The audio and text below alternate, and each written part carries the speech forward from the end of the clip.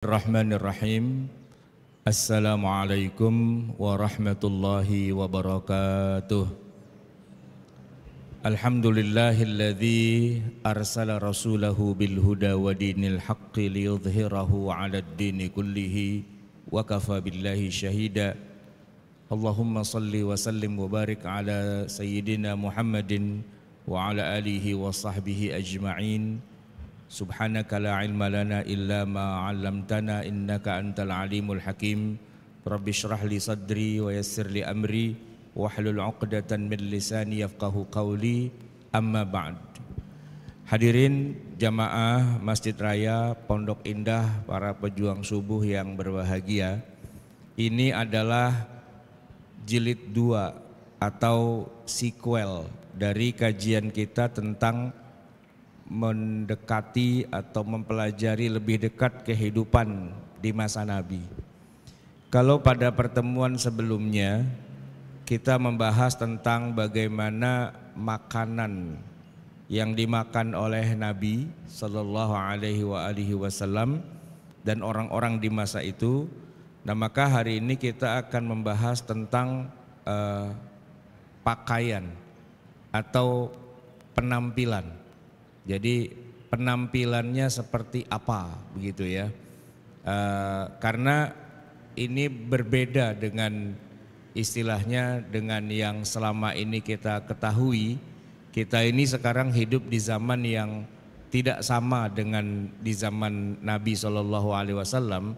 Penampakan kita ini boleh dibilang aneh kalau dilihat di zaman Nabi. Maksudnya seandainya Pak, dengan model pakaian yang kita pakai sekarang ini umat Islam, kan umat Islam itu kan cirinya pakai peci atau pakai apa, kopiah gitu ya, pakai sorban, pakai apa dan sebagainya, baju koko atau baju gamis, ya sepertilah kita biasanya umum pakai ini. Ini Pak, kalau kita masuk mesin waktu, pindah ke abad ke-7 ya, ketemu dengan Nabi dan para sahabat, kita pasti akan diperhatikan dari ujung rambut sampai ujung kaki. Karena penampilan kita tuh buat mereka aneh. Ini orang dari planet mana ini gitu. Karena beda budaya, beda zaman, beda abad begitu. Nah, begitu juga sebaliknya. Kalau Nabi dan para sahabat itu kita masukkan mesin waktu dan muncul di tengah-tengah kita hari ini, kita pun akan bingung melihatnya. Kenapa? Ini penampilannya kok kayak gini sih?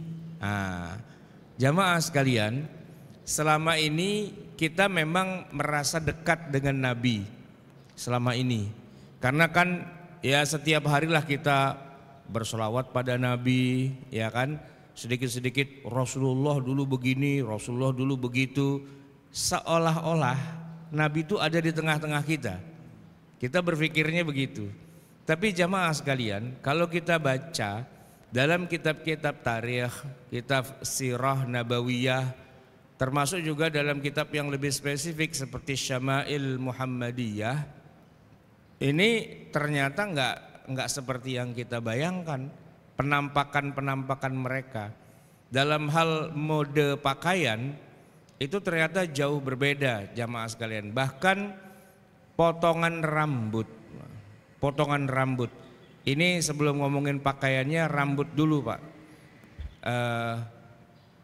Bapak kalau pernah lihat para rocker di tahun 70-an kan rambutnya panjang tuh ya kan, rambutnya panjang begitu.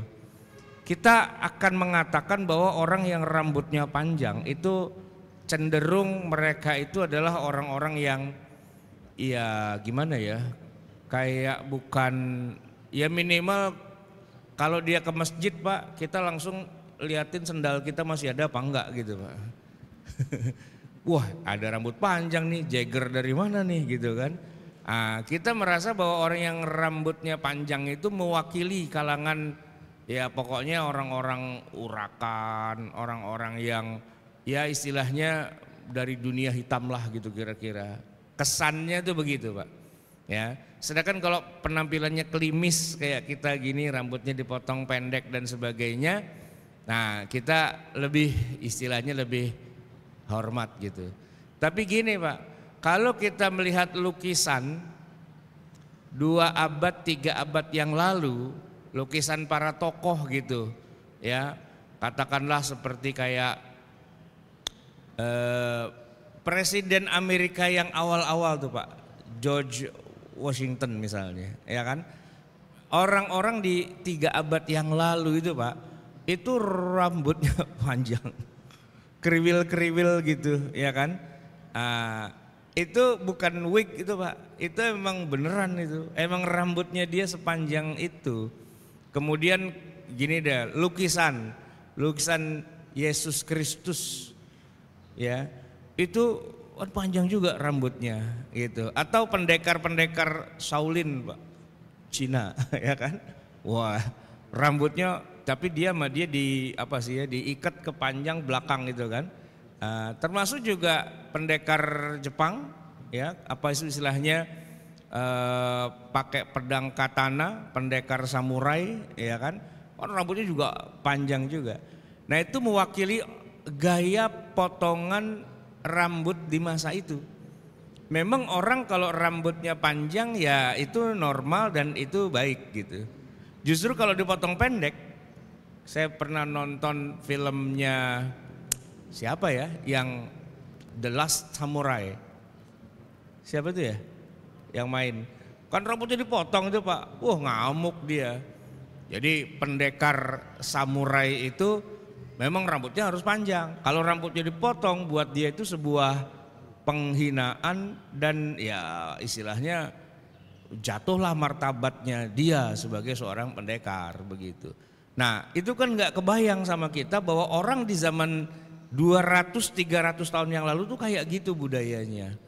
Nah ternyata kalau kita baca dalam kitab-kitab Syama'il Muhammadiyah, Rasulullah Shallallahu Alaihi Wasallam itu ya kayak gitu juga Pak, rambutnya panjang gitu.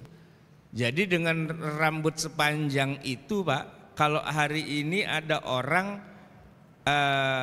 pakai rambut panjang, kita anggap wah ini hati-hati nih orang, jangan-jangan dia mau bikin gara-gara gitu ya. Nah kalau di masa Rasulullah, Nabi, Abu Bakar, Umar, Utsman, Ali dan yang lain-lainnya emang gondrong-gondrong Pak rambutnya. Maka kita akan celingak-celingak, wih gondrong ji, wih panjang ji, kayak gitu Pak. Nah itu yang ada sih di dalam hadis-hadis Nabi ada, cuman kita nggak terlalu ngeh gitu aja Pak, nggak terlalu ngeh. Itu mode gitu kan. Faktanya begitu Pak, itu fakta kan. Nah sekarang yang jadi pertanyaannya, kalau Nabi, para sahabat rambutnya kok sepanjang itu gitu ya, buat kita sekarang sebagai umatnya, sebagai orang yang ya kan disuruh menjadikan Nabi kita sebagai tauladan. Laqad kana lakum fi Rasulillahi uswatun hasanah. Telah ada pada diri Nabi suri tauladan yang baik. Pertanyaannya, terus rambutnya Nabi yang sepanjang itu dan juga para sahabat yang gondrong kayak gitu, bagaimana dengan kita? Apakah kita wajib untuk kayak gitu? Atau setidak-tidaknya sunnah? Atau hukumnya mubah-mubah saja? Atau malah jadi makruh? Atau malah jadi haram? Nah ini kajian yang sudah next level. Kalau cuma melihat fakta, itu faktanya. Faktanya rambutnya pada gondrong Pak, ya kan? Dan pakaiannya ya model-model jubah-jubah kayak gitu, ya kan? Nah yang saya perhatikan fenomenanya, kalau jubahnya iya, tapi kalau rambutnya enggak, ya kan? Nah khotib Jumat Pak, naik ke atas mimbar, jubah Pak, rambut pendek. Kalau Nabi jubah, rambut gondrong gitu. Pertanyaannya, kenapa rambut nggak digondrongin? Kenapa yang dipakai jubahnya doang? Apa yang membuat itu harus dibedakan? Kira-kira gimana? Kan kalau kita disuruh meniru, oke lah nggak kita tiru semua. sebagiannya. Tapi pertanyaannya sekarang, kenapa yang ini ditiru, yang itu tidak? Dalam rangka apa kok dibeda-bedakan dan apa alasannya? Ya alasannya kan nggak ketemu Pak. Ya alasannya ya suka-suka aja, suka-suka. Wah kalau jubah gede, gamis panjang, kayaknya keren nih, ikut. Gitu. Giliran rambut panjang, enggak gitu. Nah Nabi nanti punya kumis, punya jenggot, gitu kan? Nah sebagian kita ada yang berjenggot, jenggot itu sunnah Nabi. Kalau nggak ada jenggotnya nggak ngikutin sunnah, gitu kan? Rambut gimana? Ternyata rambutnya nggak ngikutin sunnah Pak, nggak gondrong kayak Nabi. Nah itu kan pertanyaannya balik lagi, kenapa jenggot Anda ributin, tapi rambut gondrongnya enggak? Nah itu Pak. So berarti kan ini sebuah pertanyaan yang menggelitik. Oke, kita sepakat bahwa Nabi SAW itu adalah suri tauladan kita. Tapi pertanyaannya, kenapa Anda ketika meneladani pilah dan pilih? Nah, kenapa enggak semuanya saja? Kenapa enggak all out gitu? Kenapa hanya dipilih-pilih dan kenapa yang dipilih yang ini dan tidak yang itu? Dan kenapa Anda mengatakan bahwa orang yang pilihannya, pilihan menunya enggak seperti Anda kata-katain tidak sunnah, Anda kata-katain tidak ngikutin Rasulullah, Anda kata-katakan itu tidak cinta pada Nabi dan seterusnya. Padahal Anda sendiri ketika mengikutinya pun pilah dan pilih, comat dan comot, tidak all out. Itu pertanyaan paling dasar itu Pak. Nah maka kita kalau ngelihat orang yang pada wah mau bersunnah-sunnah dan sebagainya, ya menjadi pertanyaan paling dasar, lalu kaidahnya apa dalam mengikuti sunnah itu? Dalam mengikuti sunnah Nabi kaidahnya apa? Mana yang kita jatuhkan menjadi wah ini jadi sunnah nih harus kita ikutin, bahkan mana ini yang wah ini wajib ini harus, dan mana yang kalau itu mah mubah-mubah saja dan mungkin malah jadi makruh bahkan jadi haram. Jamaah sekalian, itu baru dari sisi penampakan yang lahiriahnya lah, rambut, kumis, jenggot dan sebagainya. Nah satu lagi nih Pak, Bapak Ibu sekalian, Nabi SAW itu tinggalnya bukan di daerah kayak kita Indonesia yang iklimnya tropis, enggak. Nabi itu tinggal di Mekah, lahir di Mekah, dan kemudian di usia 53 tahun beliau hijrah ke Madinah. Dan di Madinah itu 10 tahun Nabi sampai wafat dan dikuburkan di Madinah. Pak, Mekah, Madinah itu bukan negeri yang tropis kayak kita. Di sana tuh adanya 4 musim, 4 season. Ada musim panas, musim dingin, musim apa lagi tuh Pak? Musim semi sama musim gugur ya, musim rontok gitu. Itu 4 musim Pak. Nah kalau kita berapa musim? Kita ada musim kemarau, ada musim penghujan, satu lagi Pak, musim duren. Nabi nggak pernah makan duren. Kita ada musim duren, ada musim kawin, ada musim polusi sekarang ini. Nah problematika terbesarnya adalah begini Pak.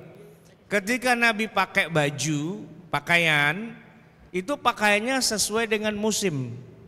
Kalau kita pakaian nggak ada kaitannya dengan musim. Ya paling ada sih kalau lagi musim hujan kita nambah pakaiannya, mantel, ponco gitu aja. Itu kalau kita lagi naik motor Pak, ya kan. Tapi dalam pakaian kita keseharian, mau kata musim kemarau, mau kata musim penghujan, atau apa musimnya. Bahkan sekarang kita musim nggak jelas. Di tengah kemarau tiba-tiba hujan, di tengah hujan tiba-tiba kemarau. Kan kita nggak jelas nih Pak, ya kan? Musim apa sih ini gitu? Beda dengan Nabi. Nabi tinggal di wilayah yang disebut subtropis, ya. Subtropis itu 4 musim Pak, 4 season. Setidak-tidaknya yang disebut di Al-Quran itu adalah rihlatash syita'i was-shaif. Perjalanan di musim syita, musim dingin, dan as-shaif musim panas gitu. Pak ini saya cuma cerita dikit aja ya. Saya kan kuliahnya di kampusnya itu kampus Jakarta. Tapi kampus saya ini cabang dari pusatnya yang ada di Saudi Arabia, di Riyadh. Namanya Jami'atul Imam Muhammad Ibnu Saud, kerajaan Saudi Arabia. Itu adanya di ibu kota Saudi, di Riyadh. Bukan Mekah, bukan Madinah, tapi Riyadh. Itu pusatnya. Tapi dia punya fara' Jakarta, punya cabang di Jakarta. Kita ini lucu, kita kuliah di Jakarta, tapi kalau di Saudi lagi musim panas, kita ikut libur musim panas gitu. Iya, istilahnya di kita itu Pak, utlah sayfiyah gitu. Liburan musim panas ditulis 3 bulan, bulan Juli, Agustus, September gitu tuh. Ya kan musim panas tuh Pak. Kita besok kita libur 3 bulan. Lah libur apa? Libur musim panas. Kita celingak-celinguk musim panas. Ada juga musim duren di sini ya kan. Ternyata di sana ada istilah musim panas Pak. Dan musim panas mereka libur. Sono kemarin. Nah kita libur kagak ada musim-musiman begitu ya. Pakaiannya Pak akan menyesuaikan. Kalau udah musim dingin nggak bisa Pak pakai baju kayak gini. Ya kan, pakai baju yang gombrong-gombrong, yang gede-gede dan sebagainya. Ya karena menyesuaikan, kalau nggak kayak gitu bagaimana? Nggak bisa hidup di sana. Makanya di dalam Al-Quran itu disebutkan wa min aswafiha wa adbariha wa ash'ariha athathaw wa mata'an ilahin. Dan dijadikanlah bulu domba Pak, dan bulu onta serta bulu kambing itu kan, dan juga alat-alat rumah tangga perhiasan itu sebagai ya kebutuhan mereka, mata'an ya, sebagai kebutuhan. Jadi mereka pakai baju yang dari bulu domba atau dari bulu kambing atau dari bulu onta karena itu untuk ngusir dingin. Bahkan termasuk Nabi itu punya sepatu Pak, namanya khuf. Sepatu itu kalau cara kita tuh sepatu bot gitu Pak, ya, yang bisa menutupi seluruh kaki, terbungkus sampai mata kakinya juga ketutup juga. Bahkan saking tertutupnya itu Pak, kalau kita tuangin air di atas sepatunya itu nggak tembus. Saking apa istilahnya? Ya tebalnya, saking ketatnya gitu kan. Itu untuk mengusir rasa dingin. Dan yang unik Pak, ini karena memang Islam turun di sana disesuaikan dengan realitas Pak. Sampai-sampai begini, Nabi mengatakan kalau sebelum pakai khuf atau pakai sepatu yang tebal kayak gitu itu, kamu sudah dalam keadaan berwudu, lalu kamu pakai sepatu itu, maka kamu boleh nanti kalau batal nih wudunya, silakan wuduk lagi. Tapi giliran cuci kaki sepatunya nggak usah dibuka. Pertama ribet, yang kedua kalau dibuka jadi basah, jadi buka jadi dingin kan. Yang ketiga kalau dibuka kan maksudnya buat cuci kaki, jadi kedinginan. Nah kalian tidak usah buka sepatu, kalian pakai aja. Jadi wajah dibasuh, tangan dibasuh, biasalah. Kepala diusap gitu-gitu kan. Tapi giliran cuci kaki sepatunya nggak usah dibuka. Terus pakai aja ya kan. Kemudian diusap bagian atasnya. Itu dalam ilmu fikih disebutkan al-mashu 'alal khuffaini. Mengusap dua sepatu sebagai ganti dari cuci kaki. Nah, dengan demikian wudhunya sah, tapi ada syaratnya Pak. Kalau sholat sepatunya nggak boleh dibuka. Iya, kalau dibuka wudhunya jadi tadi nggak sah. Jadi kalau mau sah yang wudhunya itu tidak lepas sepatu, ya, cuman diusap doang, ya syaratnya sepatunya nggak dibuka-buka. Ya jangan begini Pak, waktu wudhu sepatu nggak dibuka, begitu sholat malah dibuka. Iya itu berarti gagal Pak, failure itu nggak aci. Ini kan orang baca hadis ya, tapi sepotong-sepotong, nggak nyambung. Nah para ulama itu kan ketika membacanya kan lengkap gitu ya, sehingga dibuatkan aturan, jelas aturannya. Kan asal muasalnya kenapa sih boleh usap sepatu nggak usap pakai buka? Kan biar menghindari biar tidak dibuka. Kenapa? Karena musim dingin. Nah kalau sholatnya sepatunya dibuka, ya itu namanya lu buka ya. Kalau memang buka mau wudhu buka, ya basahin pakai air gitu kan. Jadi syaratnya itu kalau mau ngusap sepatu, ya sepatunya harus tebal dan tidak tidak tembus air.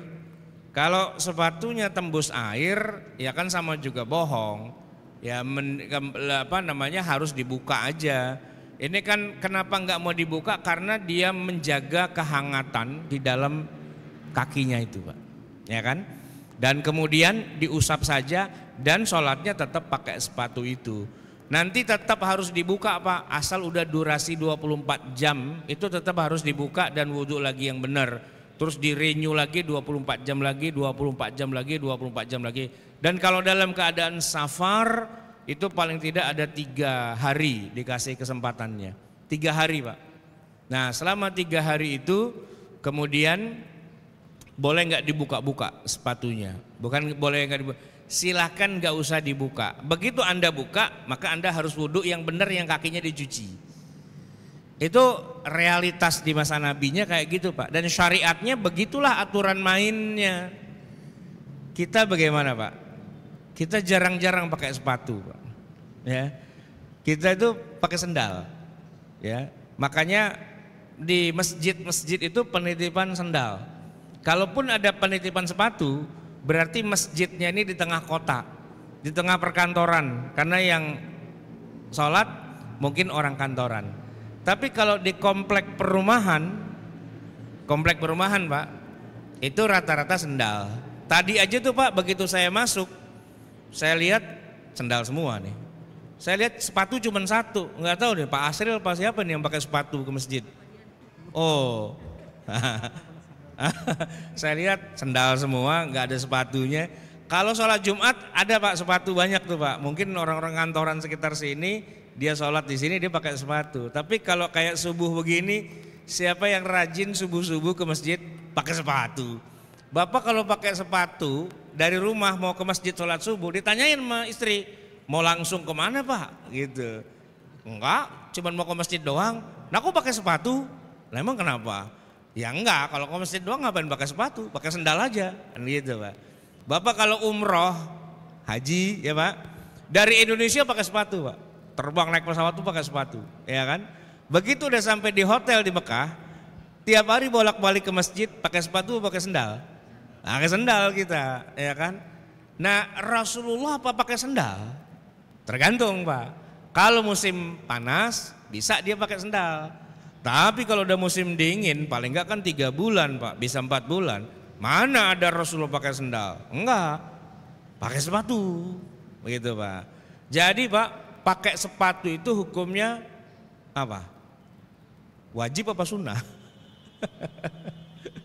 Wah, untuk meningkatkan pahala ke masjid, selain datangnya lebih awal, maka datangnya harus pakai sepatu sesuai sunnah Rasulullah. Kalau Nabi kalau ke masjid pakai sepatu.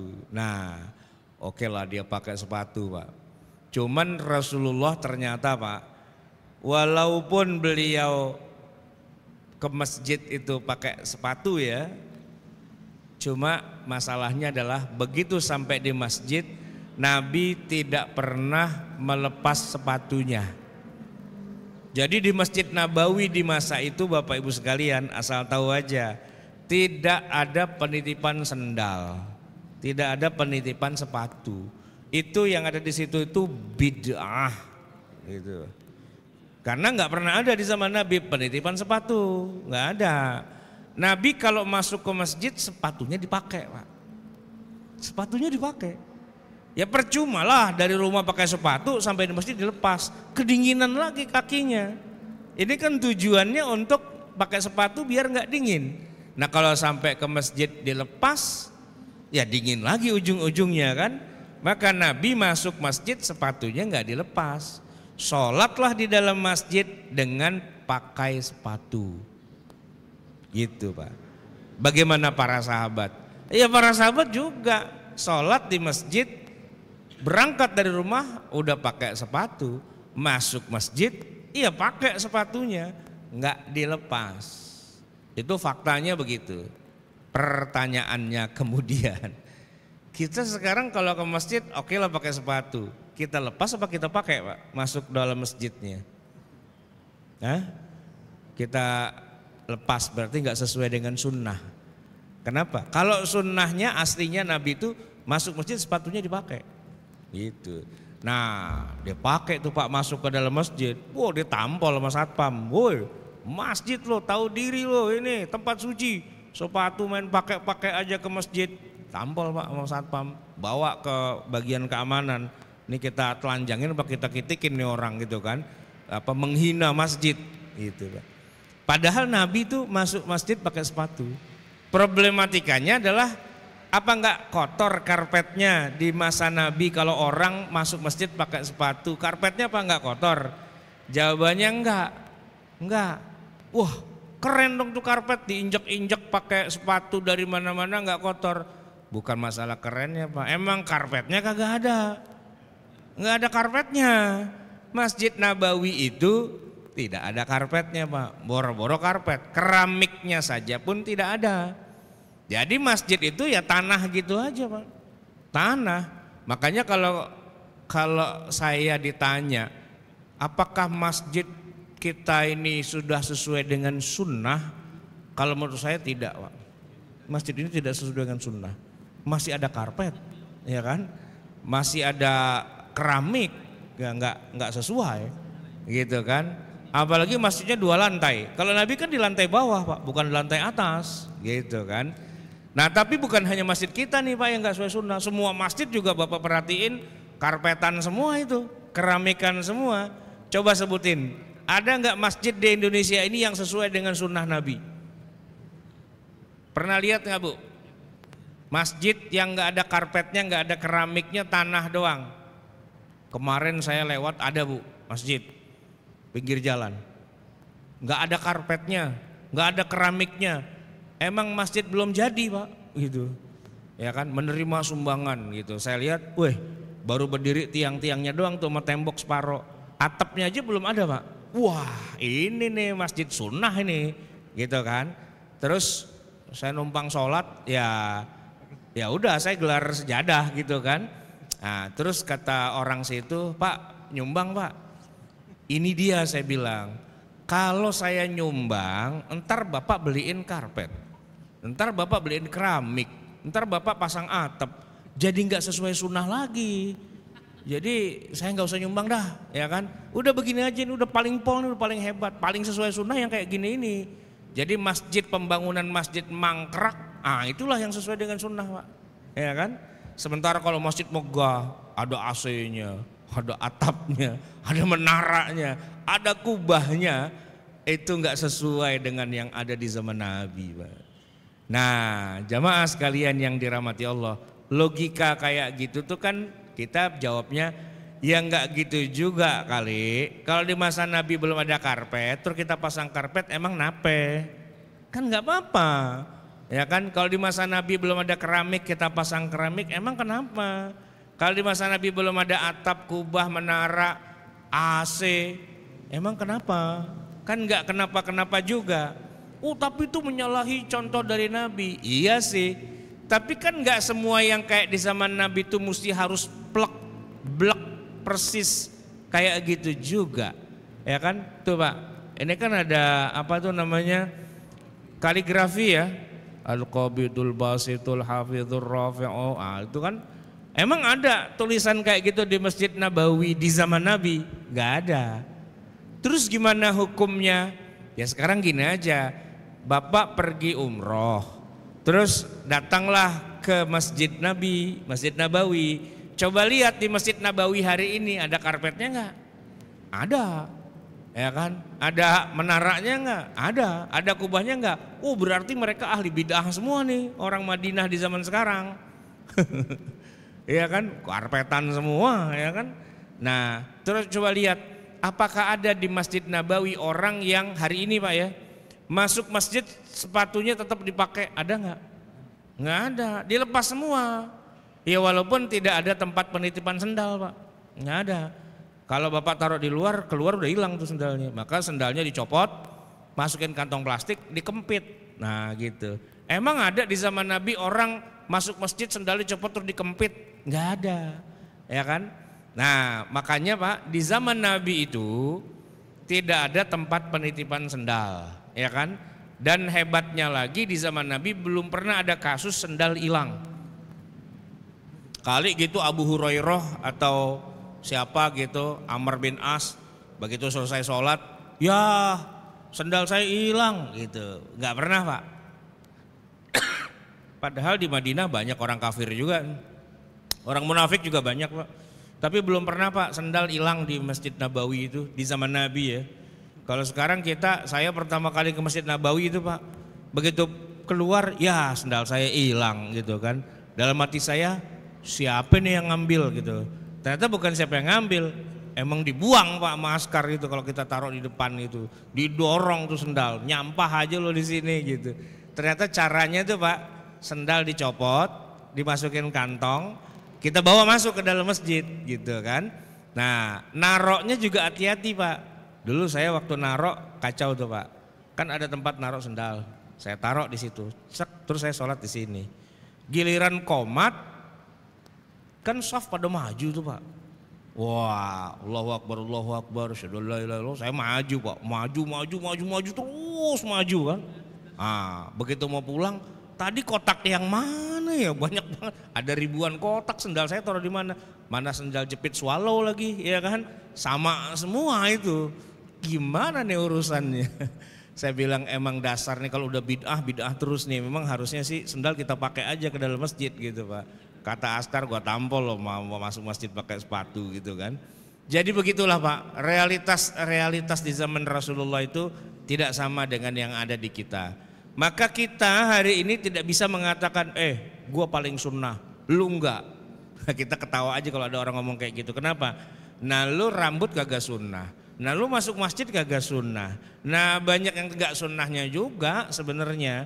Dan itu kan hasil pilihan-pilihan saja, bukan sesuatu yang baku gitu. Kalau Rasulullah hidup di zaman kita sekarang, pasti dia bingung ngelihat kita. Dan kalau kita sekarang hidup kalau kita pindah ke masa Rasulullah, kita pun bingung ngelihatnya. Nah, disitulah diperlukan ilmu, namanya ilmu fikih yang menganalisis gitu ya. Realitas dan fakta yang ada di masa Nabi, itu kemudian kesimpulannya apa?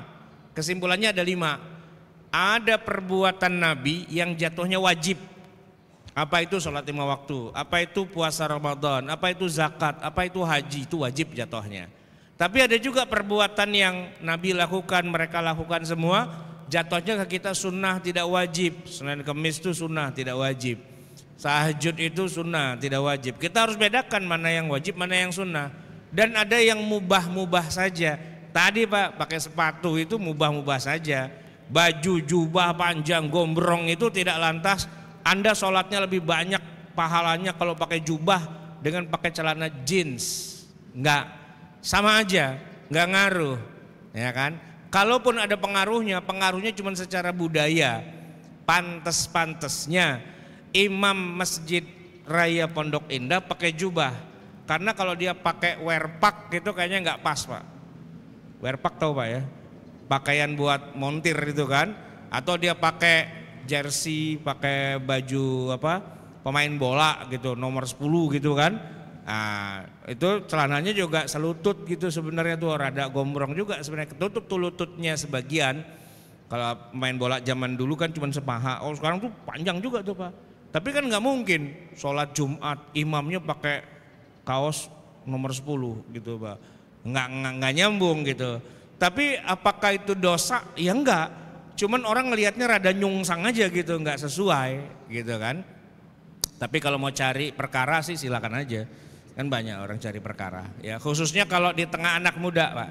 Makanya penceramah khusus anak muda pakai bajunya gaya anak muda, santai dia. Ya kan? Dia mau pakai kaos oblong doang bisa. Dia mau pakai kaos kutang doang bisa. Karena ceramahnya kepada anak muda yang belum tahu etika gitu kan. Tapi kalau di tengah masyarakat umum yang banyak, Pak Ustadz gitu ya, pakai jeans, pakai kaos, t-shirt, ya gambarnya Kiss, gitu, gambarnya Queen, wah gitu, kan kagak nyambung gitu Pak. Walaupun secara hukum itu sah-sah saja, gitu kan. Menutup aurat dalam sholat itu termasuk syarat sahnya sholat. Nah, maka budaya dan pakaian serta atribut yang dipakai oleh Nabi SAW. Nabi itu kemana-mana bawa, saya tanya Pak, Nabi kemana-mana bawa tasbih nggak Pak? Nabi kemana-mana bawa tasbih nggak? Biji tasbih itu? Enggak kan? Enggak. Tapi orang Arab, guru saya, orang Saudi, dan rata-rata orang Arab tuh kemana-mana bawa itu tasbih. Enggak dipakai buat bertasbih sih, dipakai-pakai aja gitu, dibakal main, diputar-putar dan sebagainya gitu. Karena tuh dianggap kayak semacam apa ya, aksesori ya, aksesori. Termasuk tongkat. Nah ini yang tongkat yang lucu nih Pak. Kalau Nabi kemana-mana pakai tongkat iya, tapi ingat itu ketika beliau sudah di usia rada-rada senja. Kan sudah hampir 60 ya, jalannya mungkin udah kemana-mana bawa tongkat. Ketika Nabi misalnya nih ke masjid, dari rumah ke masjid, dia bawa tongkatnya itu Pak, ya kan? Nanti beliau ke pasar gitu misalnya, ya bawa tongkatnya. Ke kebun kurma misalnya, dia pakai tongkatnya itu, karena itu perlengkapan beliau. Nah ketika Nabi ke masjid khutbah, ya tongkatnya dipakai karena beliau berdiri. Biar nggak goyang dirinya, beliau pegangan pakai tongkat. Jadi kakinya dua kaki sama satu kaki pakai tongkat, dan beliau berpegangan dengan tongkatnya itu. Berpegangan Pak, biar nggak goyang gitu tubuhnya, pegangan, ya kan? Nah itu di capture Pak, serak, di capture, jadi hadis. Ketika Nabi SAW berkhutbah, maka beliau pegang tongkat, gitu. Hadisnya sahih Pak. Nah sekarang kita bagaimana mencerna hadis itu? Apakah khotib harus pakai tongkat biar sesuai sunnah? Gimana tuh Pak? Ntar dulu saya cek dulu, di sini ada tongkatnya nggak sih? Oh nggak ada. Tapi di beberapa masjid ada tongkat Pak. Ya, saya tanya, di zaman Nabi masjidnya ada tongkat apa enggak Pak? Di zaman Nabi? Di mimbarnya itu ada tongkatnya enggak? Enggak ada. Tapi Nabi kalau khutbah pakai tongkat. Nah dari mana tongkatnya? Emang dia bawa. Itu kan tongkat Nabi. Jadi kemana-mana tongkat setia menemani kan. Bukan orang buta sih. Ya emang orang sudah ya sepuh lah gitu kan. Nah selesai khutbah Pak, Nabi pulang ya kan, tongkatnya ditinggal apa dibawa? Dibawa pulang, orang tongkat Nabi kok gitu kan. Saya Pak kemarin sholat Jumat di balai kota, itu ada tongkatnya Pak di sini, gitu. Saya tanya sama pengurus, itu tongkat mesti dipegang nggak? Ya bagus sih dipegang Pak Ustadz. Oke dah, gitu. Saya pegang Pak, kan sesuai sunnah Nabi dong, ya nggak? Walaupun itu tongkat udah ada di situ dari awal. Begitu selesai sholat, saya kan pulang. Sesuai sunnah Nabi, tongkat kan saya mau bawa pulang Pak. Begitu saya bawa, mau dibawa kemana Pak Ustadz? Pulang, kan Nabi pulang tongkatnya dibawa pulang. Balikin, katanya, kata pengurus gitu. Kenapa? Balikin tuh punya masjid, amplop bawa pulang nggak apa-apa, tongkat jangan bawa pulang, katanya begitu Pak. Lah kan Nabi pulang bawa tongkat gitu. Ya nggak gitu juga, ini tongkat masjid. Oh gitu, ya udahlah. Ya atur aja saya bilang, Allahumma turja, ya Allah atur aja gitu. Kalau aslinya kan Nabi bawa tongkat, dia kemana-mana pegang, khutbah pegang tongkat, pulang tongkatnya dia bawa pulang, orang tongkat dia kok kenapa ditinggal? Saya mau bawa pulang tongkat kagak boleh sama pengurus masjid. Itu tongkat spesial buat masjid katanya begitu. Gitu. Makanya Ustadz kalau emang nggak niat pegang tongkat gak usah dipegang dah, katanya begitu. Taruh aja udah biarin jadi pajangan gitu. Enggak, ini emang tongkat sunnah Nabi saya bilang. Cuman satu sunnah yang saya pengen kerjain itu yang nggak boleh adalah pengen saya bawa pulang tongkatnya diomelin gitu. Bukan begitu Pak Ustadz, kalau semua khotib pulang bawa tongkat, habis kita tiap Jumat tekor, beli tongkat lagi baru lagi, beli tongkat baru lagi gitu kan. Iya. Ya udahlah saya nyerah aja begitu. Baik Bapak Ibu jamaah sekalian yang dirahmati Allah. Eh, saya akan lebih cepat memberikan kesempatan pertanyaan, maksud saya biar nggak terlalu geladrah kemana-mana, tapi intinya adalah bahwa banyak poin penting di zaman Nabi, khususnya dalam ini pakaian dan atributnya beliau, yang kalau kita laksanakan hari ini, kita harus berpikir ulang, apakah ini cocok dengan realitas kita. Kalau memang cocok silahkan, tapi kalau nggak cocok ya nggak harus dipaksakan. Satu. Yang kedua, kalaupun kita merasa cocok dengan sunnah Nabi, pakai gamis, pakai jenggot, pakai jubah, pakai sorban muter, terus rambut gondrong dan sebagainya, itu hak kita, pilihan kita. Tapi jangan orang lain yang nggak kayak kita itu kita hajar, kita maki-maki, kita jelek-jelekin, nggak sesuai sunnah gitu dan sebagainya. Enggak, kenapa? Karena kita pun juga pilih-pilih sebenarnya ketika menjalankan itu, tidak full, tidak all out begitu sebenarnya. Nah oleh karena itu pilihan-pilihan, kita harus lebih toleran, tidak memaksakan dan seterusnya. Saya sendiri Pak, kalau khutbah di masjid saya tanya dulu, model di sini modelnya pakai jubah, pakai udeng atau enggak gitu. Kalau dia bilang iya Pak Ustadz, nah saya pakai gitu. Kenapa? Karena ya menyesuaikan dengan realitas. Kalau masyarakatnya nggak terlalu suka pakai baju koko biasa aja, udah pakai baju koko biasa.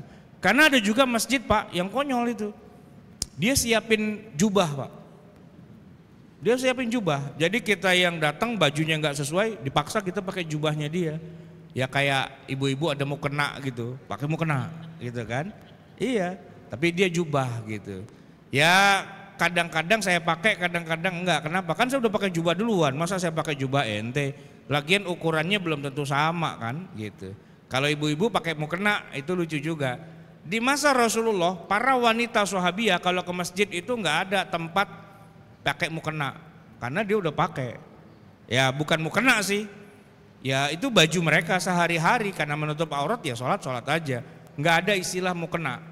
Kita aja orang Indonesia yang mau kena kek, mau enggak kek, pokoknya tuh ada mau kena, no lihat 1, 2, 3, 4 banyak juga tuh di belakang tuh, ya kan? Emang ada tuh kayak gitu di masa Nabi? Enggak ada, ya kan? Ya tapi enggak apa-apa juga, kalaupun mau ada juga cakep-cakep aja.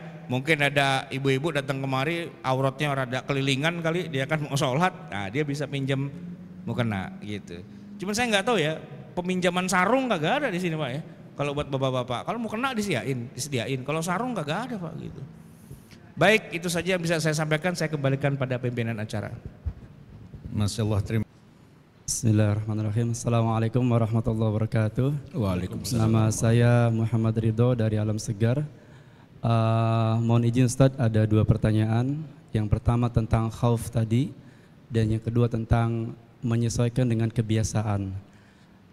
Terkait dengan khauf, apakah bisa diimplementasikan kondisi kekinian ketika kita memakai kaos kaki? Karena ketepatan sering melihat ada beberapa orang, bahkan sering yang memakai kaos kaki ketika sholat gitu kan, dengan alasan dulu zaman Nabi pakai khauf gitu kan, pakai alas kaki itu. Nah apakah itu bisa diimplementasikan dari zaman sekarang, terutama ketika sedang safar gitu kan, yang agak sulit untuk membasuh kaki. Jadi teknisnya dengan mengusap kaos kaki diibaratkan dengan khauf tadi. Apakah bisa diimplementasikan? Itu yang pertama. Yang kedua, Saya jawab dulu ya. Tafadhal. Takutnya lupa. Tafadhal Ustaz. Pak, ini belum selesai itu. Ada 2. Iya. 2 hadiah Ustaz. Saya jawab dulu, ntar kalau udah selesai Pak Asri belum Tafadhal kasih. Ustaz, tafadhal. Pak Asri orangnya baik banget, belum selesai aja belum mau dikasih. Masya Allah. Terima kasih. Gini Pak, yang pertama istilahnya itu khuf, bukan khauf. Kalau khauf artinya takut. Nah ini huruf kho dan huruf fa, kho, dhammah, khuf, bukan khauf gitu ya, khuf. Nah memang sih saya kadang-kadang suka ngelihat juga ada orang kaos kakinya nggak dibuka, cuman diusap-usap doang. Cuman yang lucunya ketika dia sholat malah dibuka, gitu kan. Nah padahal kalau kita lihat aslinya nggak ada di zaman Nabi orang pakai kaos kaki, gitu. Dia pakai sepatu. Dia sepatu aja, nggak pakai kaos kaki.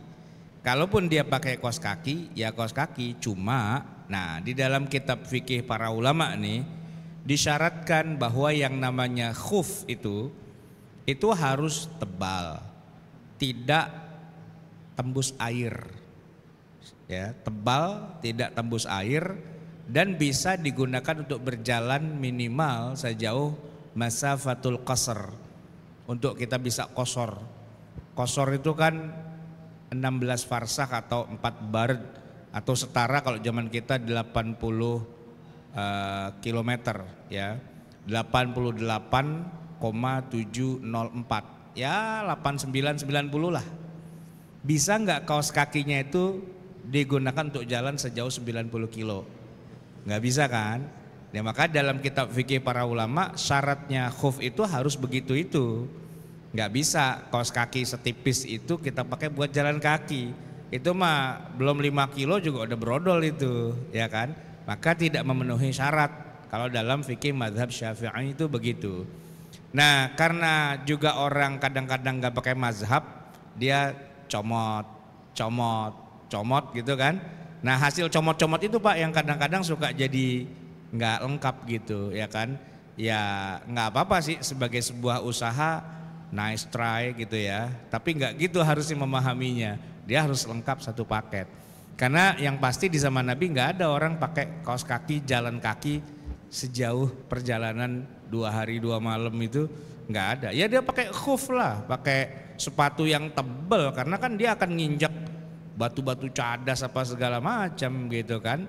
Kan dasarnya itu. Yang kedua, di zaman Nabi kalau itu kan yang safar ya, yang nggak safar kan dia boleh juga karena bukan musafir kan.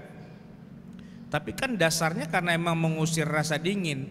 Nah kalau kaos kaki setipis itu ya nggak mengusir rasa dingin juga, kan logis gitu kan. Jadi dengan realitas yang ada di zaman Nabi itu kan dijadikanlah sebagai syariat. Nah walaupun kita nggak di zaman Nabi, walaupun kita di Indonesia, walaupun nggak ada musim dingin, tebelnya tetap harus tebal, nggak tembus airnya tetap harus nggak tembus air. Jangan kemudian kita sesuaikan syariatnya karena itu sesuatu yang melanggar aturan pada dasarnya. Itu kan rukhsah. Aslinya tuh di Quran apa? Faghsilu wujuhakum wa aydiyakum ya kan wamsahu biruusikum dan terakhir wa arjulakum. Kaki itu harus dicuci aslinya Quran. Nggak bisa wah saya nggak cuci kaki. Nah berarti Anda melanggar Quran karena Nabi boleh memberikan keringanan. Nah begitu Nabi kasih keringanan harus kita benerin nih. Sesuai nggak dengan contoh dari Nabi. Jangan begitu Nabi kasih keringanan kayak cek kosong kita isi sendiri gitu. Saya percikin aja dah gitu.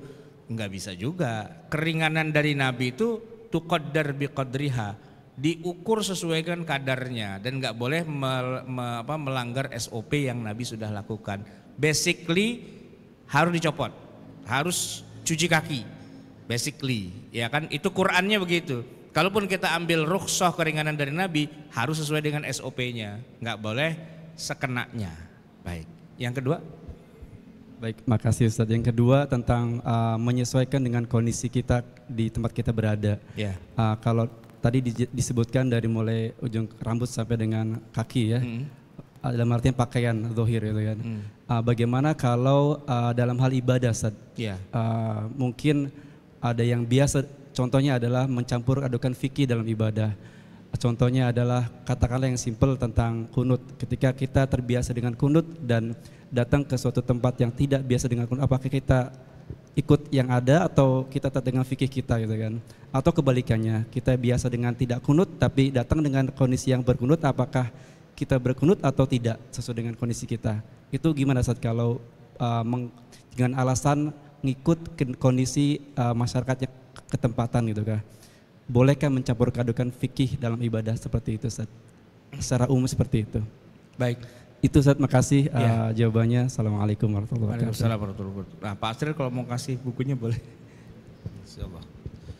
Nih kalau jamaah yang hadir di Masjid Raya Pondok Indah dan menanyakan pertanyaannya akan dapat hadiah langsung dari panitia. Silakan hadir di Masjid Raya Pondok Indah. Silakan Pak Ustadz untuk menjawab pertanyaan. Mencampur aduk pendapat yang berbeda di antara para ulama, ada yang boleh dan ada yang tidak boleh. Tergantung ya cara mencampurnya. Saya kasih contoh gini Pak. Ini kita hadir dalam satu acara pesta. Ya pesta perkawinan lah. Kan banyak tuh stand-stand makanan. Kita lagi ngambil bakso. Ya kan? Terus ke atas mangkok bakso kita ambil kerupuk. Kira-kira masuk akal nggak Pak? Ada bakso tapi dikasih kerupuk gitu. Masih rada-rada nyambung sih ya. Cuman kalau Bapak megang bakso, lalu Bapak ngambil Coca-Cola, itu Coca-Colanya dituang ke mangkok bakso. Nah itu orang nanya, udah lama nggak minum obat gitu, ya kan? Kenapa? Ini nggak bisa di mix nih yang model-model kayak gini, gitu kan? Jadi apakah boleh kita nge-mix menu-menu makanan?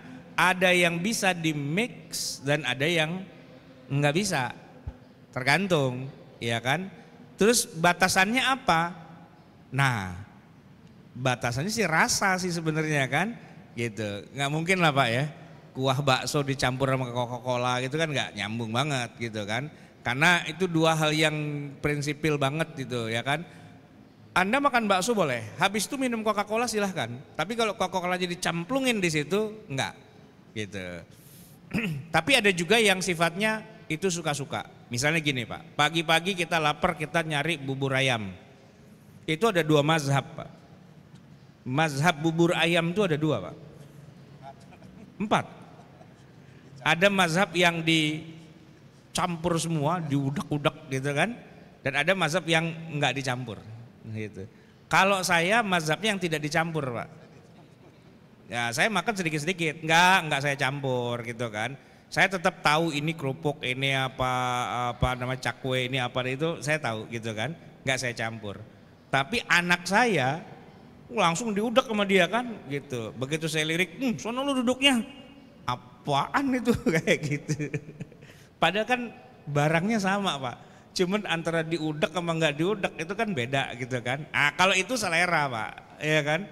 Masa lu diudak-udak kayak gitu, musuhan kita perang, nggak juga. Paling sonoan biar saya nggak bisa ngelirik ini apaan ini lepean Dayak atau apaan kayak gitu kan. Nah kalau mazhab saya nggak dicampur Pak, ya saya makan aja gitu kan. Nah cuman masalahnya begini, kalau saya diajak makan sama panitianya mazhabnya diudak semua Pak. Ini saya harus diudak apa enggak? Nah, ada yang bisa saya udak, ada yang bisa enggak juga, tergantung dong, ya kan? Nah gitu. Contoh tadi kunut Pak ya. Subuhan di Masjid Pondok Indah kunut. Ya kan? Kalau Bapak termasuk ahli kunut, ya udah kan matching karena satu frekuensi lah, satu server, santai gitu. Tapi di beberapa masjid ada juga yang dia tidak pakai kunut. Nah Bapak mau pakai kunut nggak pakai kunut, kondisional dan situasional. Contoh nih Pak, bisa aja Bapak sebagai makmum tetap kunut, bisa, walaupun imamnya nggak kunut. Tergantung nih, imamnya bisa kasih kode. Saya sih nggak kunut, cuman kalau iktidal saya lamain. Wes, cakep itu, ya kan? Berarti kita kunut masing-masing, gitu. Atau imamnya emang nggak kompromi, dia iktidal aja. Dan kita kalau mau kunut bisa Pak, karena kunut itu kan doa. Doa itu yang baku, yang paling sering ya tadi lah. Allahumma hdina fiman hadait, wa afina fiman afait, wa tawallana fiman tawallait, wa barik lana fima atait, wa qina syarra ma qadait, fa innaka taqdi wa la yuqda alait, wa innahu la yazillu man wala la yazillu. Udah gitu lah sallallahu alaihi, kan simple itu kan. Sebenarnya Pak, walaupun tidak sampai 7 baris, lalu kita doa yang simple, Rabbana atina fid dunya hasanah wa fil akhirati hasanah wa qina azabannar, itu kunut juga Pak. Itu kunut juga. Jadi begitu kita kan iktidal tuh kan, sami Allahu liman hamidah, kan dia kunut apa, Allahumma hdina fiman hadait kan gitu kan. Nah kita kalau imamnya langsung sujud, kita bisa Rabbana atina fid dunya hasanah wa fil akhirati wa qina azabannar, langsung sujud. Kunut enggak? Kunut sebenarnya itu Pak. Jadi kunut itu simpel sebenarnya, enggak harus yang gini juga, ya kan? Kalau kita tetap kekeh dengan kunut. Sekarang dibalik Pak, Masjid Raya Pondok Indah kan basically imamnya kunut. Mungkin ada jamaah yang dari awal tidak ada kunutan gitu misalnya kan. Ya imam kunut lagi gitu kan. Nah itu gimana? Ya nggak apa-apa juga, bisa di mix tuh maksudnya berjamaahnya tetap walaupun masing-masing yang satu kunut yang satu enggak. Ya kalau imam lagi baca Allahumma hadina fiman hadait, ya kita yang nggak kunut kita diem aja, ya kan? Nggak usah pakai panas, nggak usah pakai marah, pakai bilang ya imam pakai kunut segala. Udahlah, saya sujud duluan, ntar kita ketemuan di bawah. Kagak bisa begitu. Ya harus kompak dong, ya kan? Dan juga nggak usah pakai ngeledek Pak. Imam pakai kunut-kunut segala, saya nggak amin. Allahumma hadina fiman hadait, tidak amin. Wa'afina fiman afait, tidak amin gitu. Batal Pak kalau gitu jalannya. Jadi ya beda mazhab, masing-masing jalan, tetap kita bareng itu bisa mix gitu kan. Nah kita nggak harus yang kayak wah saya nggak mau sholat di situ lagi deh, ya nggak harus kayak gitu juga. Nah kalau kita lagi haji Pak, lagi umroh, kan mau nggak mau di Masjidil Haram nggak ada kunut subuh. Itu yang mazhabnya Syafi'i bagaimana? Nggak kunut. Kalau yang belum tahu sih nggak kunut Pak. Kalau yang tahu begitu dia i'tidal, Rabbana lakal hamdu, dia baca aja Allahumma hadina fiman hadait wa afina fiman afait. Udah kan? Begitu imamnya sujud, kunut juga dia walaupun imam nggak kunut. Emang bisa? Bisa, kenapa enggak? Kita aja ngajinya kurang lama gitu. Mungkin ngajinya rada nyender kali Pak. Ya kan? Ya kalau ya nyender nggak apa-apa juga. Ya paling kan ya pahalanya kurang dikit Pak. Namanya orang ngaji tegak sama nyender kan. Kalau nyender tuh tembok apa pahala bagi dua sama tembok, ya kan gitu. Oke. Ada lagi nggak? Oke baik, mungkin pertanyaan kedua dari Ibu ya. Silahkan Bu, sebutkan nama dan pertanyaannya yang sesuai dengan tema ya. Silahkan Bu. Assalamualaikum warahmatullahi wabarakatuh. Waalaikumsalam warahmatullahi. Terima kasih Pak Ustadz. Saya mau tanya Pak Ya.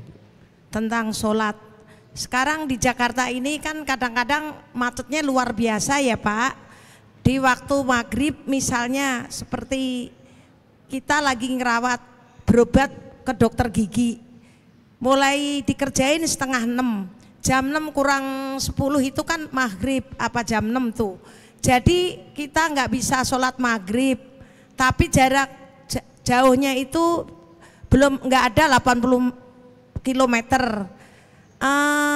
Terus sampai rumah selesai sampai rumah jam 8 langsung isya.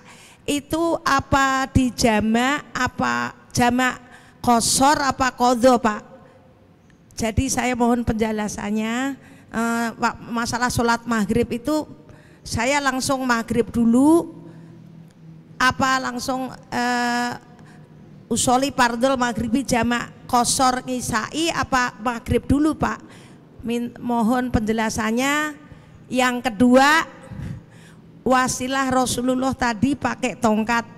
Apa tongkatnya itu ada wasilahnya Pak? Terima kasih pertanyaannya. Saya sudah menambah ilmu masalah kunut tadi. Alhamdulillah, jadi saya nggak sia-sia datang ke Pondok Indah ini Pak. Mohon penjelasannya masalah sholat antara maghrib dan isya itu Pak.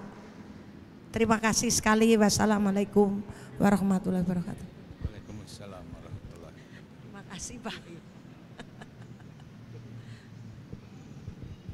Sebentar Bu, biar mikrofonnya saya mau nanya. Ibu tadi apa maksudnya maghrib itu karena lagi ke dokter? Iya lagi ke dokter Pak. Misalnya scaling gigi itu kan dokter itu kan ini 5:30 dikerjain kan ngantri itu Pak. Iya. Pas 5:30 dikerjain maghrib.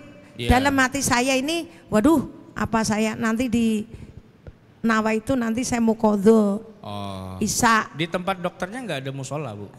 Biasanya kalau di mal-mal gitu kan kalau lagi dikerjain tanggung kan masa iya mau berhenti dulu kan? Enggak, maksud saya udah selesai nih. Belum Pak, lagi dikerjain pas Ya, 5:30 itu. 6:30 dikerjain, selesainya jam berapa Bu?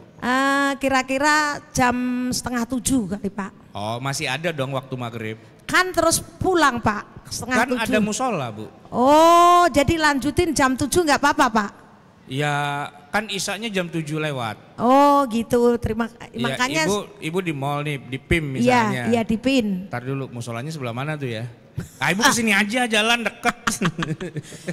Jadi gini Pak, kalau jam 7 masih bisa maghrib Pak? Masih. Oh Kan alhamdulillah. maghribnya selesainya itu dengan ketemunya waktu isya Bu. Oh gitu. Iya, maghrib itu memang sih ada sebagian ulama bilang maghrib itu waktunya pendek, cuman sebatas 5 rakaat, Iya. 3 rakaat sholat, 2 Iya. rakaat sholat, Sholat. habis gitu kan. Iya. Itu ada pendapat gitu, mazhab kaul jadidnya begitu. Tapi kalau qaudimnya Syafi'i enggak, ya maghrib terbentang sampai azan isya. Oh gitu. Selama belum ada azan isya, ibu masih sholat maghrib. Terima kasih Iya. sekali. Jadi bingung Pak, biasanya kalau di Qashar itu jarak jauhnya Iya. 80 kilo gitu. Iya, lah Oh kan ibu gitu. tidak musafir kan? Iya tidak. Masa ke PIM musafir gitu, mau kemana?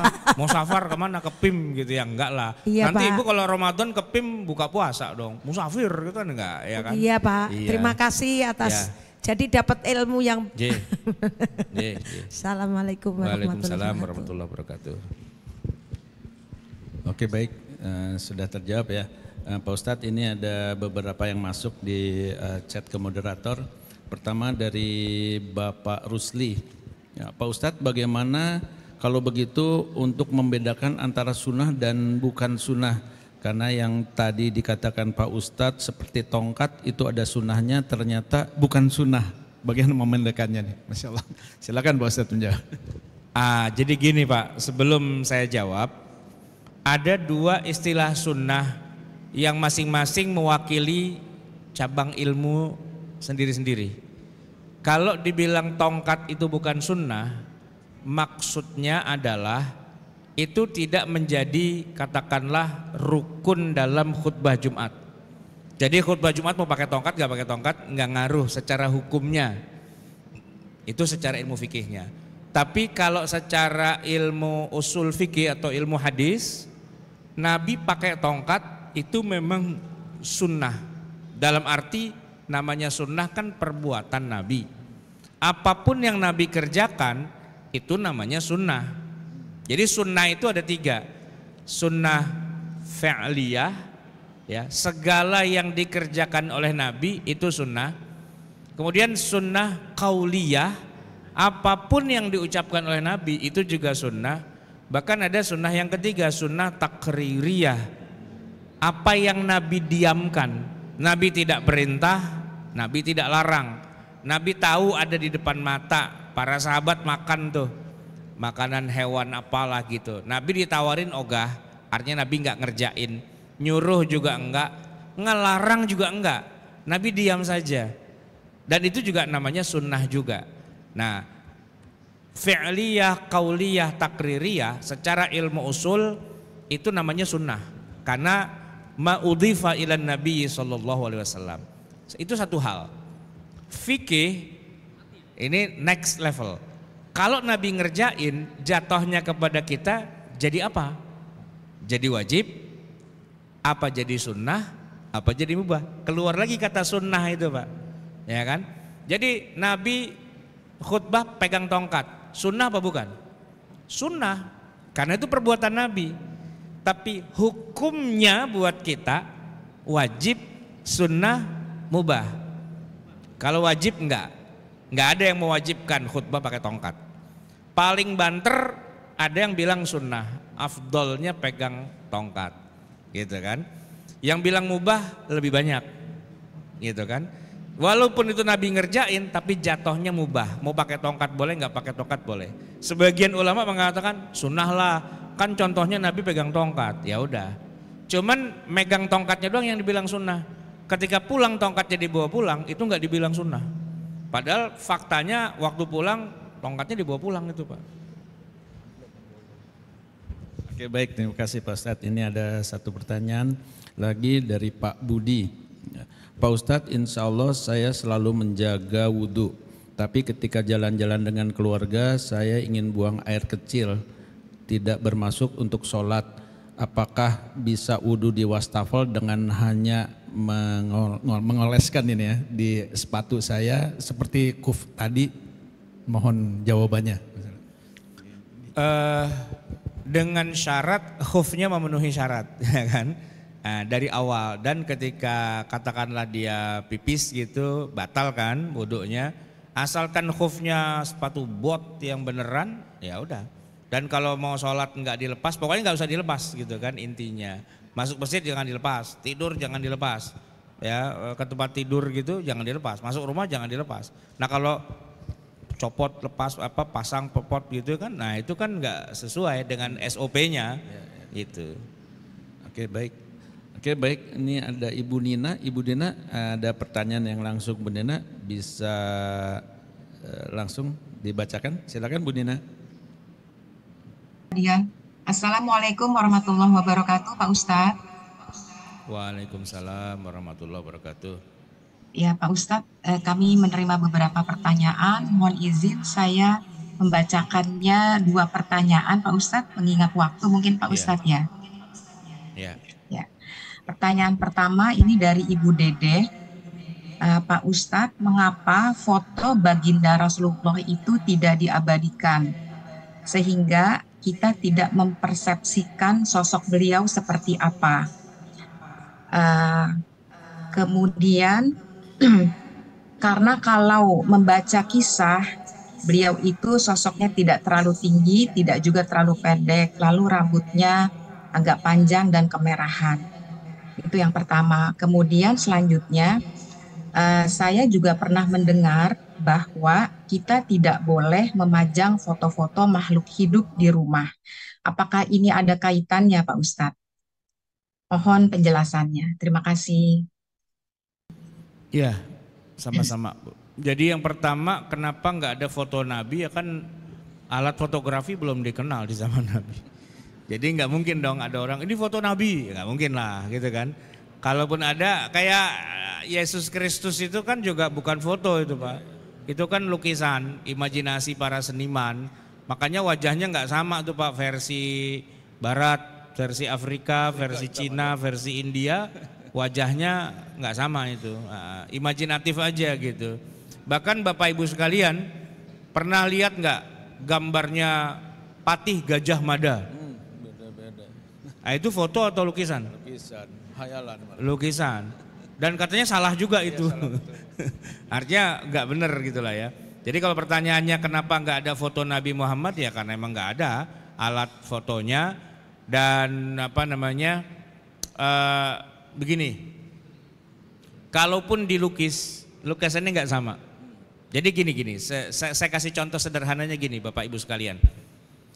Berhala yang ada di dalam Ka'bah dan di sekelilingnya itu kan ada jumlahnya 360. Itu semua itu adalah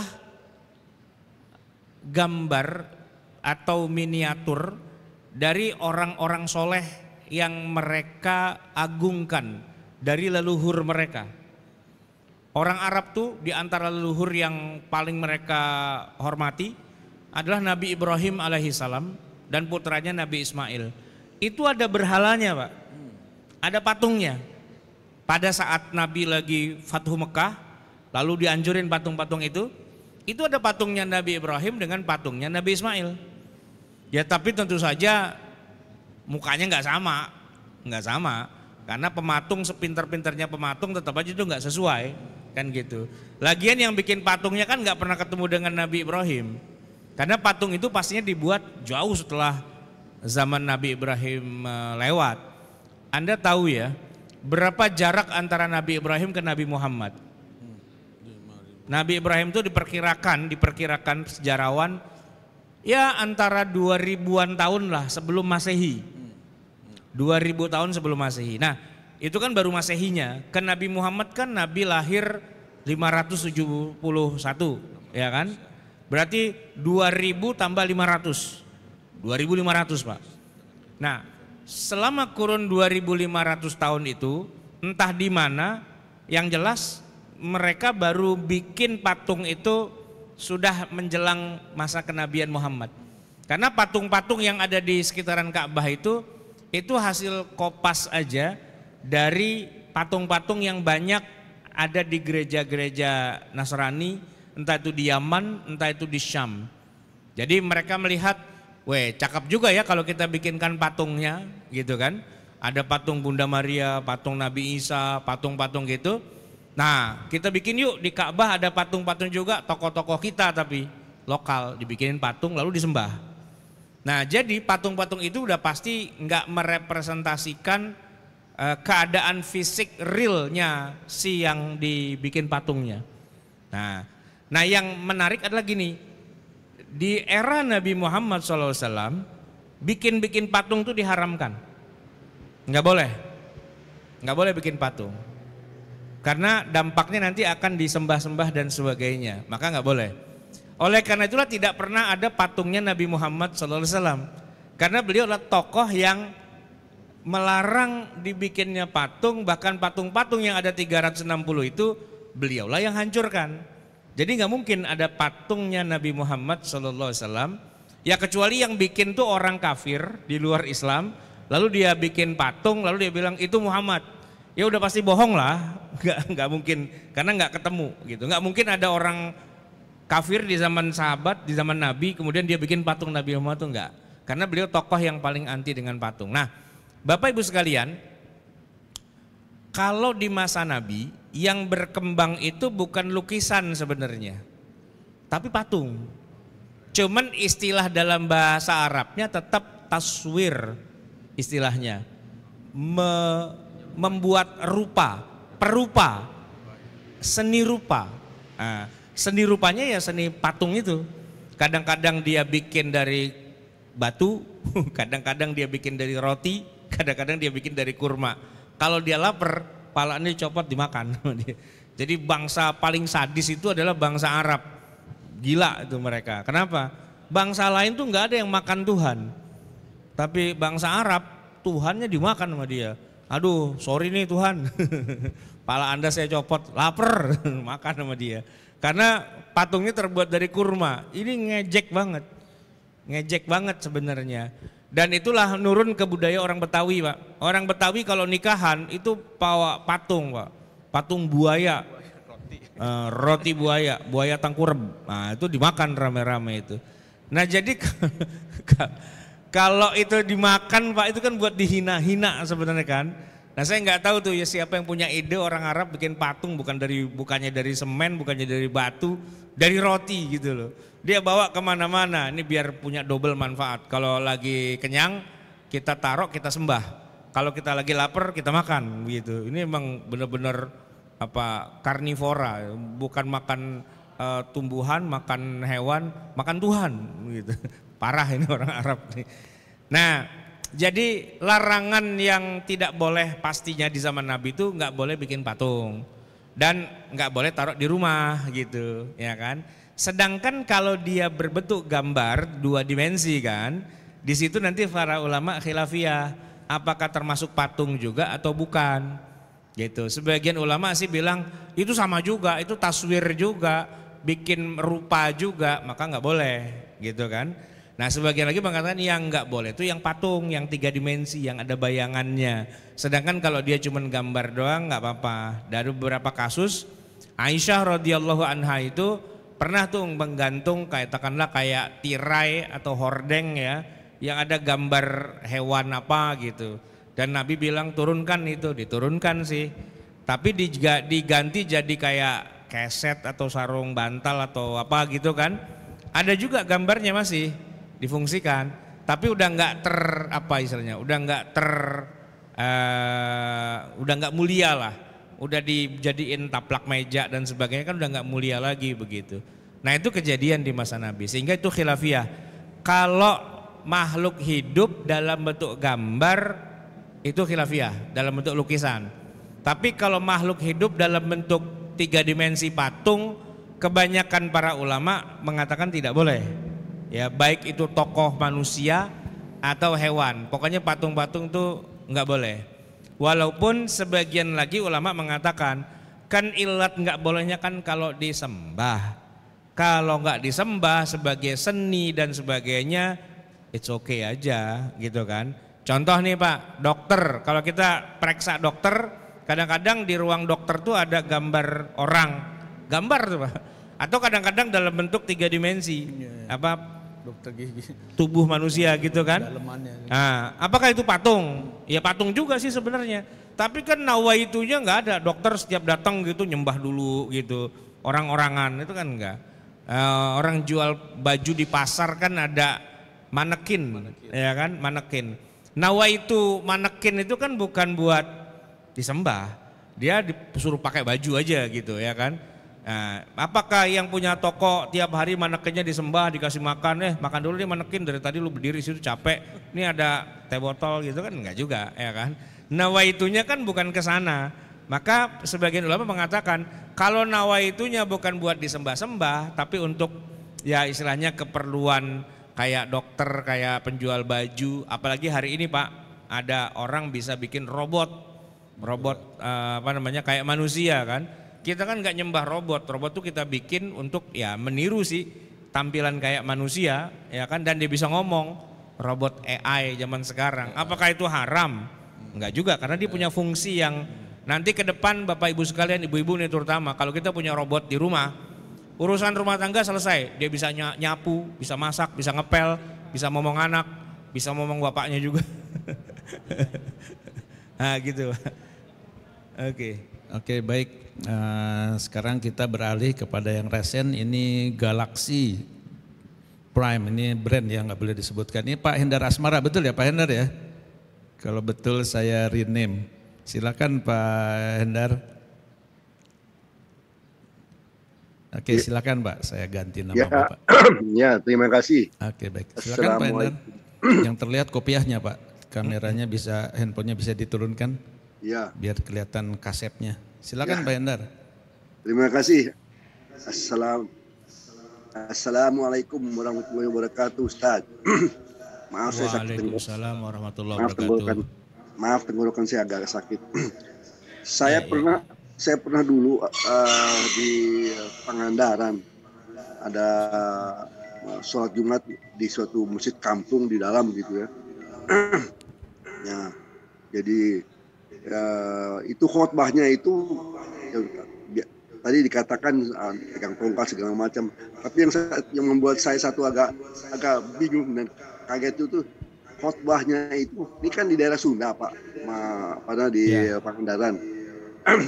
Orangnya orang Sunda, jadi imamnya tuh dia khotibnya dan juga jadi imam.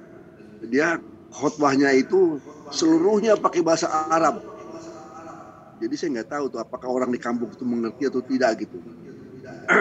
Tapi karena saya merasa ini saya juga nggak mengerti, jadi ya saya nggak begitu perhatikan lah. Setelah sholat itu ya langsung angkat kaki gitu. Nah pertanyaan saya, apakah memang jadi sunnah itu khotbah pakai bahasa Arab? Itu aja, terima kasih Ustaz. Assalamualaikum warahmatullahi wabarakatuh. Waalaikumsalam warahmatullahi wabarakatuh. Iya, betul Pak. Nabi itu kalau khutbah nggak pernah pakai bahasa Indonesia. Benar Pak, demi Allah. Selalu pakai bahasa Arab. Jadi kalau dibilang khutbah pakai bahasa Arab itu sunnah, iya benar. Gitu, ya kan? Cuman kan masalahnya adalah khutbah itu kan nasihat, wasiat. Nah kalau yang diwasiatin kagak paham, kan kacau Pak. Yang dinasehatin kagak paham. Apalagi yang nasehatin nggak paham juga. Saya pernah juga tuh kayak Bapak, tapi nggak sampai Pangandaran sih, cuma daerah puncak aja. Khutbahnya bahasa Arab semua. Wah saya kagum, ada orang Indonesia bisa khutbah pakai bahasa Arab. Wah saya bilang cakep. Begitu selesai Jumatan, saya datengin tuh imamnya, khotibnya tadi. Saya bilang belajar bahasa Arab di mana? Cakep banget. Dia bilang enggak, saya enggak belajar bahasa Arab. Lah tadi khutbah pakai bahasa Arab.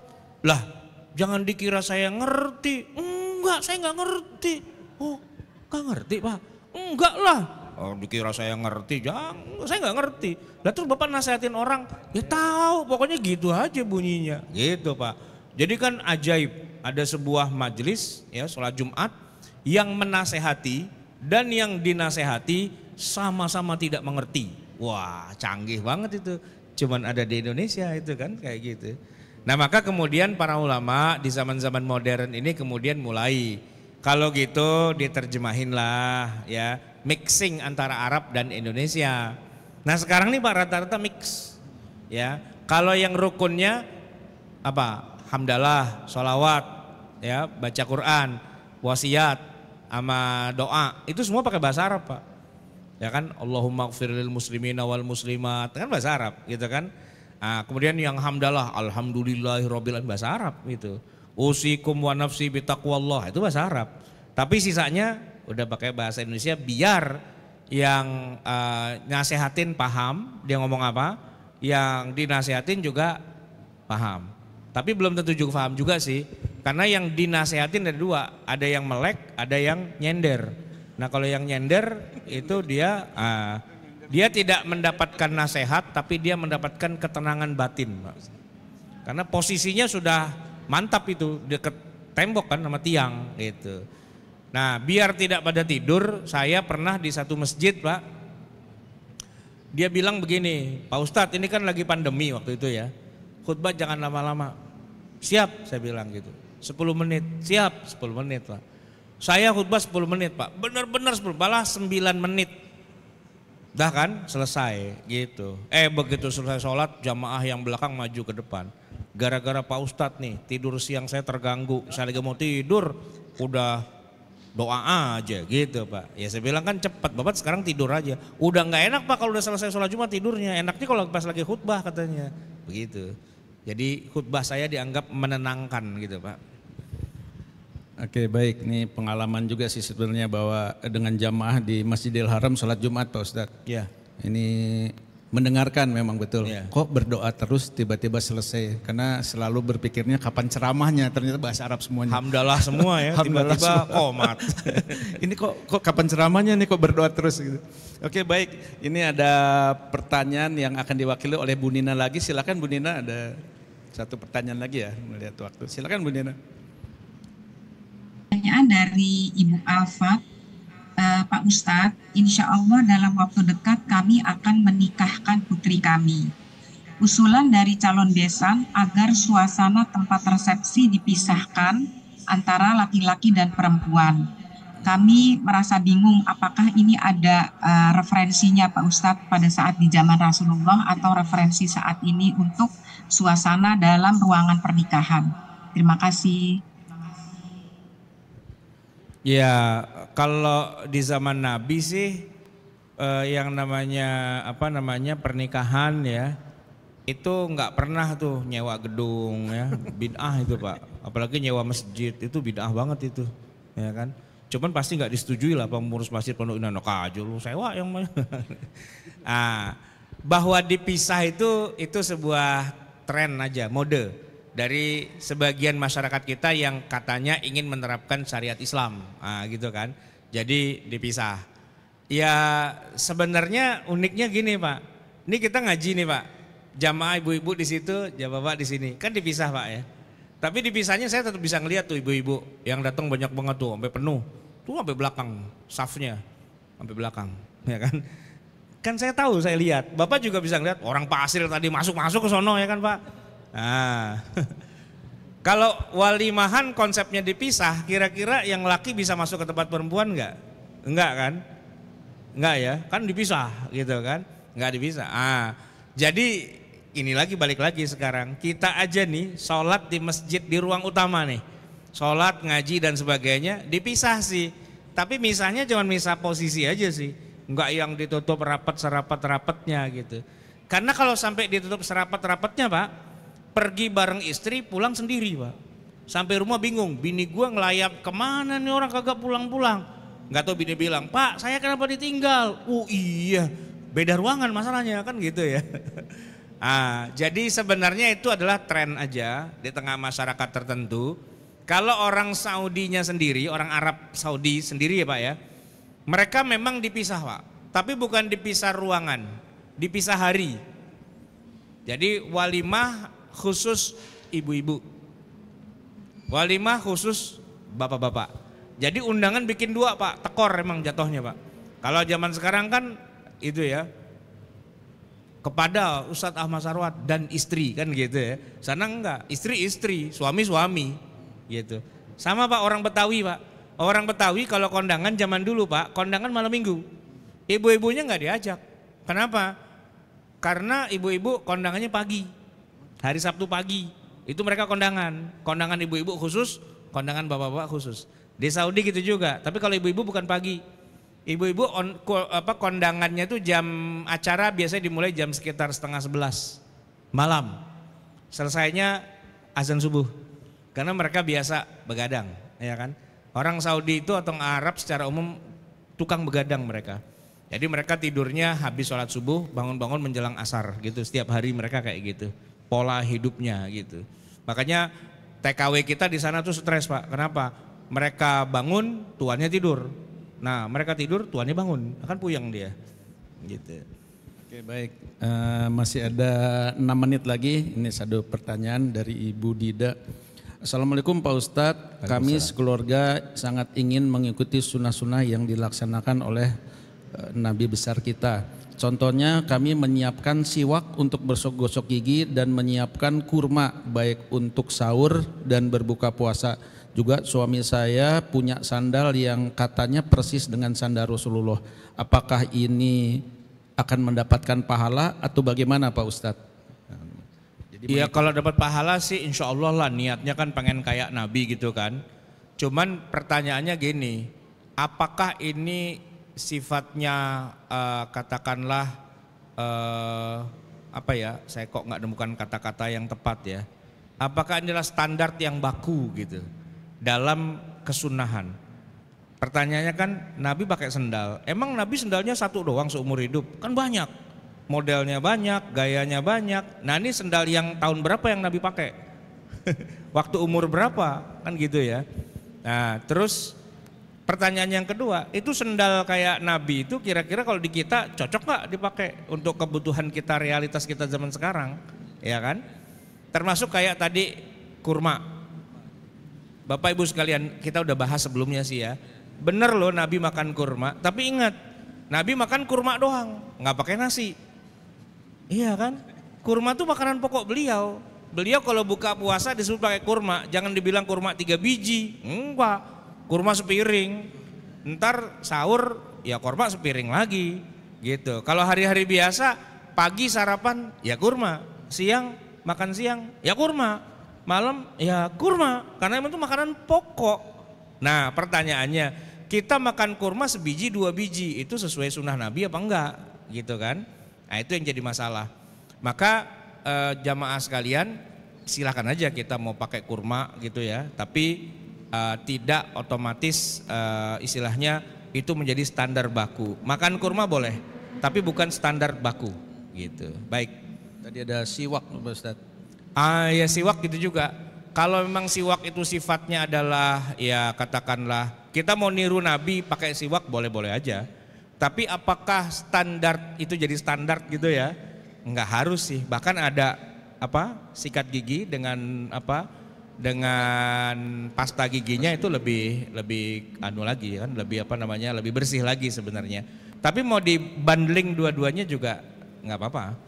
Mau pakai sikat gigi aja bisa tanpa kayu, mau kayu aja tanpa sikat gigi bisa, mau bundling dua-duanya lebih afdol lagi. Oke. Baik, terima kasih. Insya Allah tidak terasa sudah 1,5 jam kita dibersamai oleh Ustadz dan insya Allah kita mendapatkan ilmu-ilmu baru. Saya juga ingin cerita, saya waktu haji mencari kuf Pak Ustadz dan dapat kuf di sana. Tapi memang betul saya coba banyak yang lihat, tapi ketika ke masjid juga harus dibuka. Dan masih ada di rumah sekarang karena belum nggak boleh ya pasal dibawa ke sini ya dipakai. Udah agak bulukan tapi kufnya ada gitu. Oke baik Pak Ustadz, Masya Allah karena waktu juga sudah menunjukkan 3 menit lagi jam 7. Terima kasih kepada bapak-bapak, ibu-ibu yang sudah membersamai kita, kepada ibu dan bapak yang mengajukan pertanyaan. Di sini ada beberapa pertanyaan yang belum bisa terjawab, kami mohon maaf sebesar-besarnya. Untuk itu menutup acara, kami mohonkan Pak Ustadz untuk menutup acara ini dengan doa penutup. Silakan Pak Ustadz.